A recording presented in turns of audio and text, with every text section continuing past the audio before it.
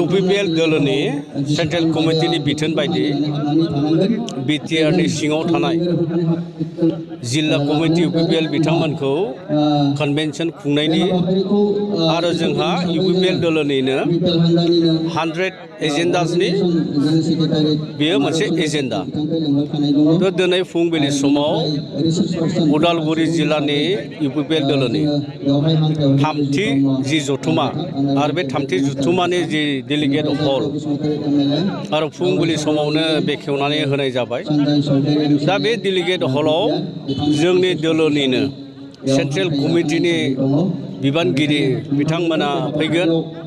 माधव छेत्री बिथां general secretary organisation and political secretary to chief executive member बिथाङा बहाय आलासि महरै नुजाफैगोन आरो बिथांजों लोगोसे लरेन्स इस्लारि MLA बिथाङाबो बहाय बाहागो लाफैगोन। बिथांजों लोगोसे उदालगुरि जिल्लानिनो बिटिआरनि डिपुटि चिफ आरो उदालगुरि समस्तिनि MLA गबिन्द बसुमतारी बिथाङाबो थागोन आरो जिल्लानि गासैबो आफादगिरिनिफ्राय लानानै बिबानगिरि बिथांमोनाबो थाजोबगोन। ब्लक कमिटिनि आफादगिरि बिबानगिरि मेम्बार्स बिथांमोना बहाय बाहागो लाफैगोन।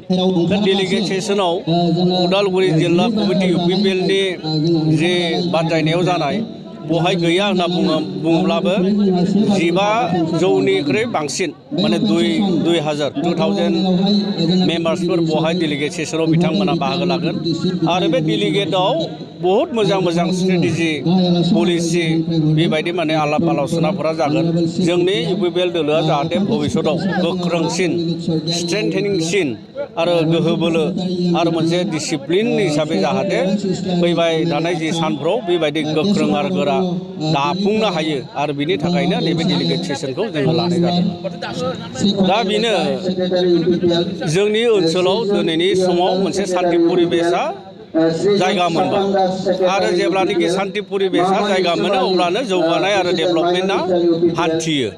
डेभेलपमेन्ट प्रसेसफोरा आगबारिबोयो आरो बेबायदिनो दिनैनि जि कन्वेन्शन आरो बे कन्वेन्शननि दारै बेखौनो रायजो राजानि खाथियाव बुंनो गोसो जायो जे जों साफ्रोमबो बिभिन्न जाति जनगोष्ठी बिभिन्न माने गुबुन गुबुन धोरोम आरो गुबुन गुबुन बेबायदि सानथौफोर बिथांमोना खौसेयै बे ओनसोलनि सान्थिखौ जाहाथे जोङो बासायना लाखियो आरो फैबाय थानाय समाव जोङो गुबुन नैबेजों बैजों बेबायदि मा होनना बुङो आसि थुनायनानै बुंलायाबालानो खौसेयै आरो बेखिनि समाव UPPLनि जानानै BPF हान्जानि दैदेनगिरि बिथांमोनखौबो खावलायनो गोसो जायो जे बिथांमोनाबो बिटिआर ओनसोलखौ जौगानायनि सार्थआव बिथांमोनाबो सान्थि मोनसे सृष्टि खालामनायनि बेबस्थाखौ जाहाथे बिथांमोनाबो लायो। बेखिनिखौनो खावलायबाय।